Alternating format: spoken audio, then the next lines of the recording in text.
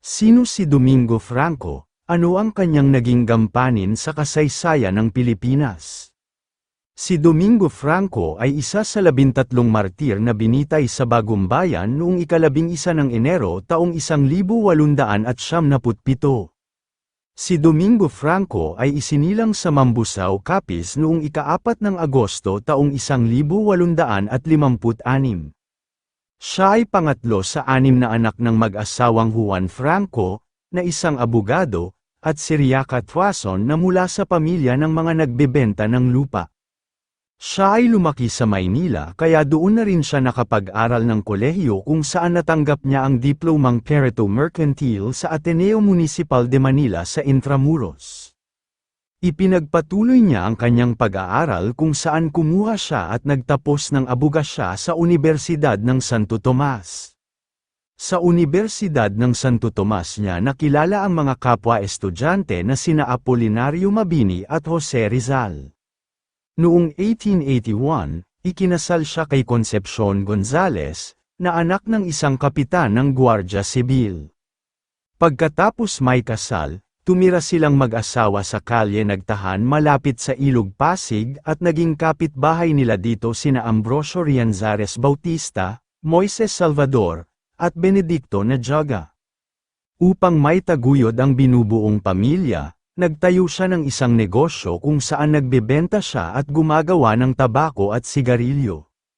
Di nagtagal, ang kanyang negosyo ay lumago, kung saan naging taga-supply na siya sa mga malalaking kumpanya ng tabako, tulad ng La Flor de Isabela, La Habana, at La Insular.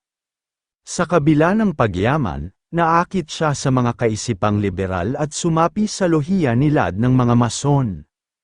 Pagkatapos, nalipat siya sa Lohiya Balagtas, na sangay ng El Gran Oriente Espanyol, ang inang organisasyon sa Madrid at naabot ang ika-8 antas ng Master, ang pinakamataas na ranggo ng mga mason sa Pilipinas noon. Nang binuo naman ni Jose Rizal ang La Liga Filipina noong ika-3 ng Hulyo taong 1892, siya ang naging pangulo nito. Naantala ang mga gawain nito ng hulihin noong ika-7 ng Hulyo taong 1892, at ipatapon ang kanilang tagapagtatag na si Jose Rizal sa dapitan, at ganap na nabuwag ang samahan noong Oktubre taong 1893. Nang mabuwag ang La Liga Filipina, itinatag niya ang Cuerpo de Compromisarios noong ika-28 ng Setyembre taong 1894, at ginamit ang sagisag na pangalan na Felipe Leal. Naging kasamahan niya rito sina Apolinario Mabini bilang kalihim, Andres Bonifacio, Numiriano Adriano, Moises Salvador at iba pa. Naisip ng mga kompromisaryos na iligtas si Rizal sa dapitan, ngunit hindi ito itinuloy dahil sa kawalan ng barko o marinero na pumayag na isagawa ito. Binalak rin ng kompromisaryos na pondohan ang La Solidaridad, ngunit hindi sila naging matagumpay dito hanggang sa tuluyang magsara ang pahayagan noong 1895. Sumiklab ang himagsikan ng 1896, nang matuklasan ng pamahalaang kolonyal ang Katipunan.